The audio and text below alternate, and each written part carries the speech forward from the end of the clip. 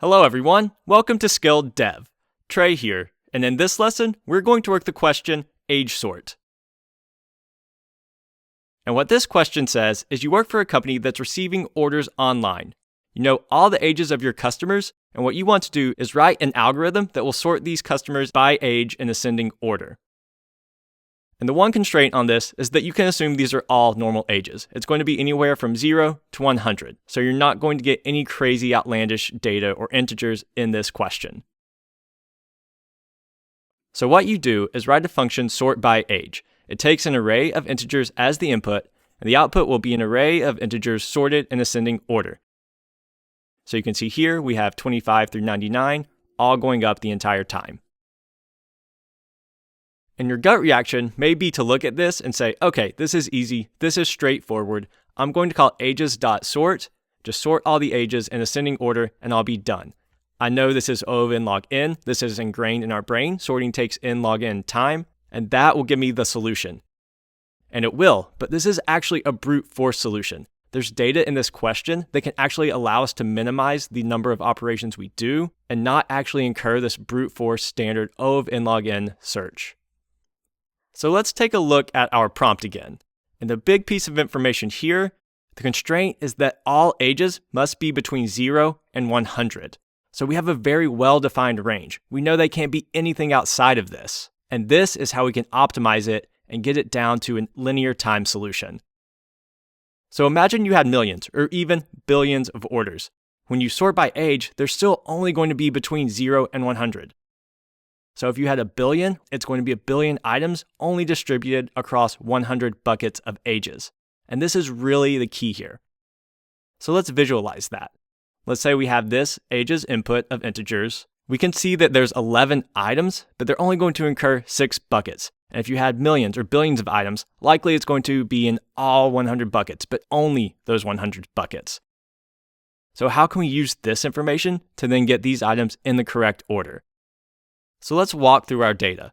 We have the age 25 that occurs twice, 26 once, 33 4 times, 42 once, 50 twice, and 99 once.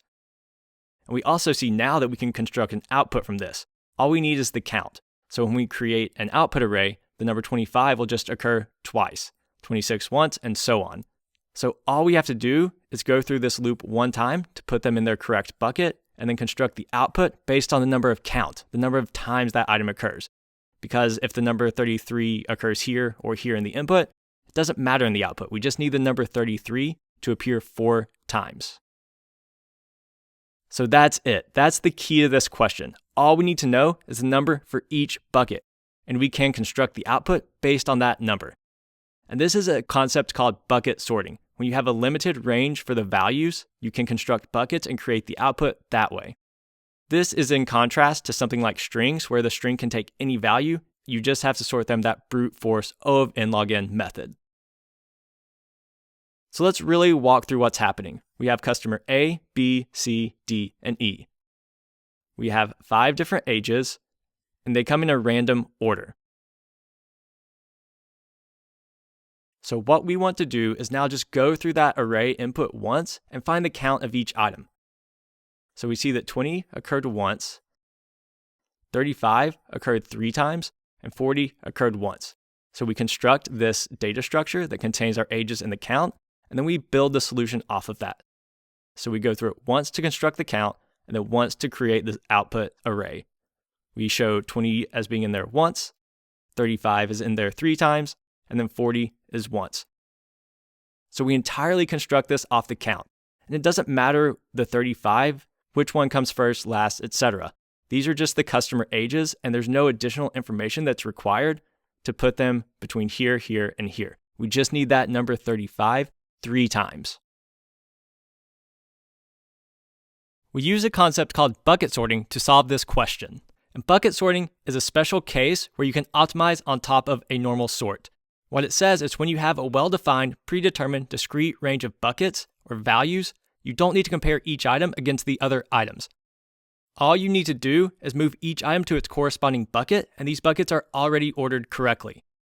So for our case, we have the buckets 0 to 100 corresponding to ages.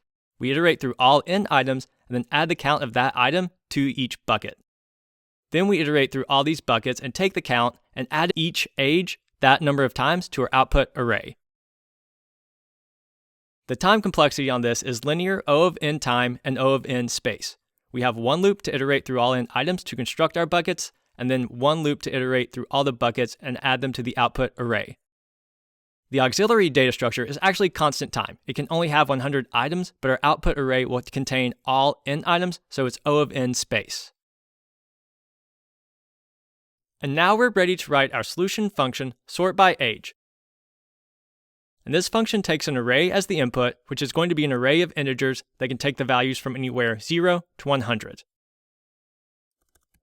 Let's start by declaring some constants. We have our min age and our max age. And the reason we use these constants is to make our code more readable. It's going to look better, it's not going to have any floating values, and everything will be well defined by a variable. Let's initialize our output array, and this will contain our sorted values from the input. We also want to create our buckets, and this will be done in an array as well, but the number of items will just be for the total number of buckets, and here 0 through 100, or 101 total items. We initialize them to 0, showing that none of them have a count yet. Then we just iterate through each age from our age list. We take that age and increment the age count one time every time we see a particular age. Then we iterate through all the possible ages. We start with the minimum age, we go up to the maximum age, and we do it for each age in between. We find the count for that age,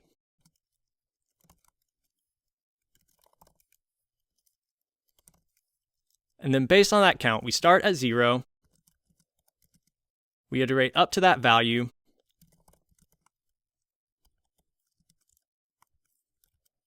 and then we push that age to our output array each time it occurs. And that's all you need. With that, you can return your sorted age list. Let's see how it runs. And they all pass. So what we did was we started with our solution array and we created our buckets.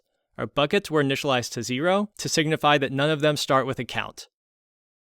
Then we iterate through all the ages and increment the bucket accordingly. Then finally, we have another loop where we start at the minimum age, go to the maximum age, and find the count for each age. If the count's 0, it will simply skip this loop, but if there are a number of items in there, we will add that to our output array each time. And there it is. Now you've implemented a bucket sort to improve on the standard n-log-n sorting down to an O of n time, because you're only iterating through the items once to create your buckets and then once to add the items to the solution. Each is linear in time and they occur sequentially. And that's it. I'll see you in the next lesson.